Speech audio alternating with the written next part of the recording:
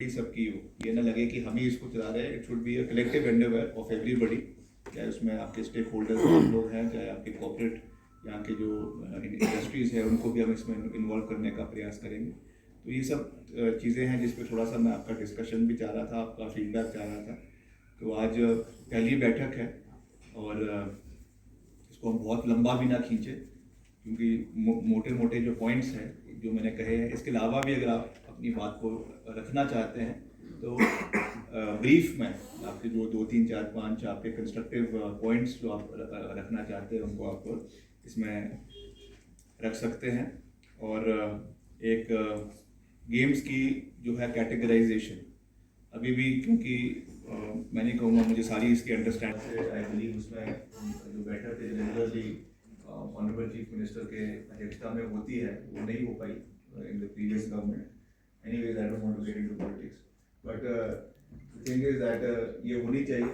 और categorisation of sports, उसमें जहाँ तक मेरी अंडरस्टैंडिंग है 3 कैटेगरीज में स्पोर्ट्स को बांटा गया। आपको ये भी एक सकारात्मक चर्चा करनी है जो गेम्स रिडंडेंट हो रही है उनको हमें कौन से उसमें डालना है, और कौन सी गेम्स है जिसमें ज़्यादा स्कोप है उनको हमें जो है कैटेगराइजेशन 1 या 2 में डालना है। अकॉर्डिंगली फिर उसमें हमारी जो चाहे बजट है, चाहे और चीज़ें हैं, चाहे गवर्नमेंट रिकॉग्नाइजेशन वो भी तभी मिलेगी जब हम उनको प्योरली और क्लियरली उनको हम कैटेगराइज जो है वो गेम्स को करें। तो इसको भी हमें कहीं ना कहीं, मैं नहीं कह रहा हूँ कि आज ही हमें उस पर सारा डिस्कशन करना है, बट अब आप अपने सुझाव इन चीज़ों पर भी दे सकते हैं ताकि हम एक सही तरीके से एक संचालित तरीके सही उसमें वो चीज़ हो।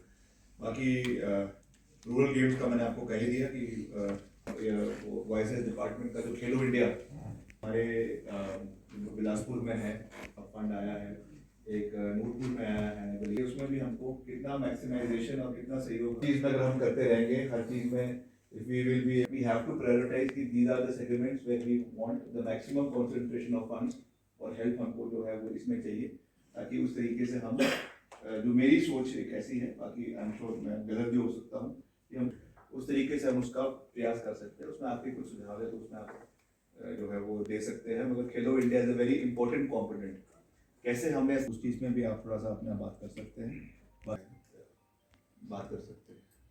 Thank you. और मेरे राइट साइड में बैठे हैं सुनील शर्मा जी, जो कि फुटबॉल एसोसिएशन के प्रेसिडेंट भी हैं और ऑनरेबल सीएम साहब के पॉलिटिकल एडवाइज़र भी हैं। मैं इनका विशेष रूप से धन्यवाद करता हूं कि इतना बिजी शेड्यूल। दूसरा जो मैंने स्पोर्टिंग कैलेंडर की बात करी, क्योंकि एक रेगुलर फीचर होना चाहिए। अभी जो भी हो रहा है, अच्छे इवेंट्स पूरे प्रदेश के अंदर हो रहे हैं, आई एम श्योर मेरे आने से पहले भी, हमारी सरकार से पहले भी हो रहे होंगे, उसमें कोई दो राय नहीं है।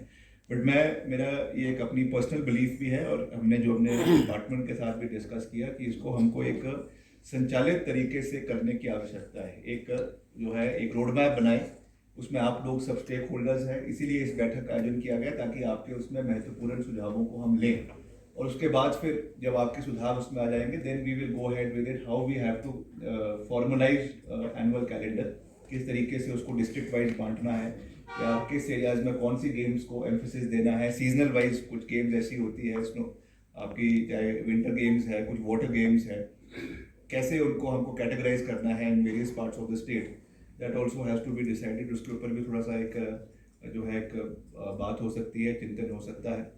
एक हम काफ़ी समय से, आपने भी सुना होगा पत्र थ्रू मीडिया, हम एक चाह रहे हैं कि एक हम rural games, rural olympiad Himachal Pradesh के अंदर करने का एक प्रयास कर रहे हैं।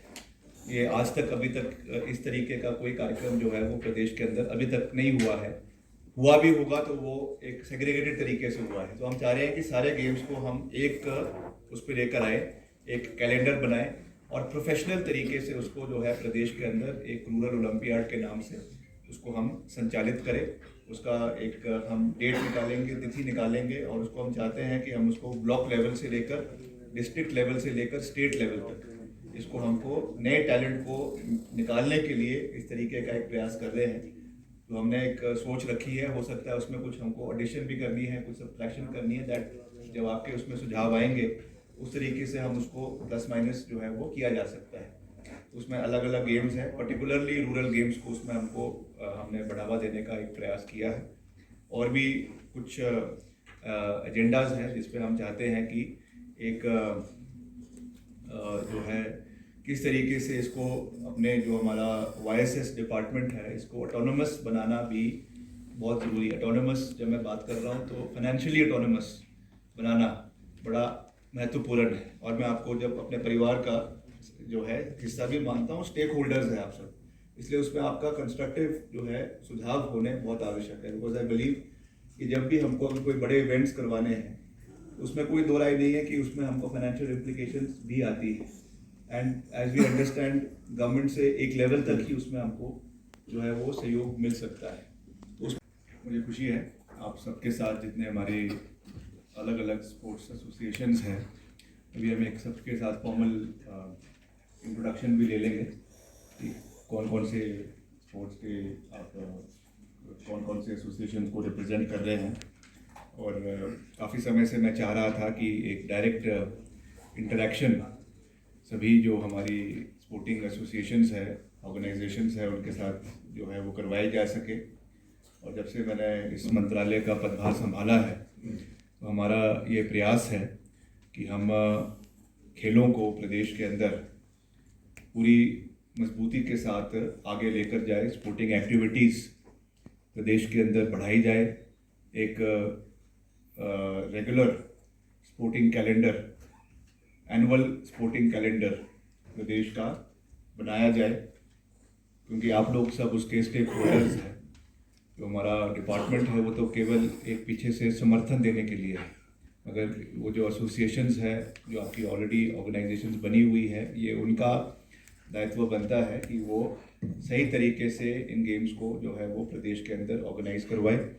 और चाहे वो आपके स्टेट लेवल का है, चाहे नेशनल लेवल का है, IOA द्वारा हो रहा है, स्टेट ओलंपिक एसोसिएशन द्वारा, उसमें जो हमारी बॉडी है उनका भी उसमें रोल है। तो उसमें कुछ चीज़ों में अभी हम पीछे जो हमारा एक यूथ मिनिस्टर्स की बैठक हुई थी, स्पोर्ट्स मिनिस्टर्स की आपके मणिपुर में, इम्फाल में, वहाँ पे जो हमारे केंद्रीय मंत्री हैं श्री अनुराग ठाकुर जी, वो भी वहाँ उपस्थित थे। और सभी वहाँ पे जो हमारे अलग अलग मंत्री अलग अलग स्टेट्स के वो भी उपस्थित थे। तो एक काफ़ी सकारात्मक चर्चा उसमें हुई और काफ़ी कुछ जो शॉर्ट कमिंग्स भी हमको देखने को मिल रही है उनको भी हमको जो है थ्रेडबेयर डिस्कस करने की आवश्यकता है। कई जगहों पे देखो इंटेंशन सबकी अच्छी है, मगर कई जगहों पे प्रॉब्लम्स जो है वो डुप्लिसिटी की या मल्टीप्लिसिटी ऑफ ऑर्गेनाइजेशंस की हो रही है। किसको रिकॉग्नाइज किया जाए, किसको नहीं किया जाए, वो केवल यही नहीं है, स्टेट में नहीं है, वो नेशनल लेवल का एक पर्सपेक्टिव है जिसमें प्रॉब्लम्स आ रही है। वो उसको भी हम थोड़ा सा अपनी ओर से डिस्कस करने का प्रयास करेंगे। हम इसमें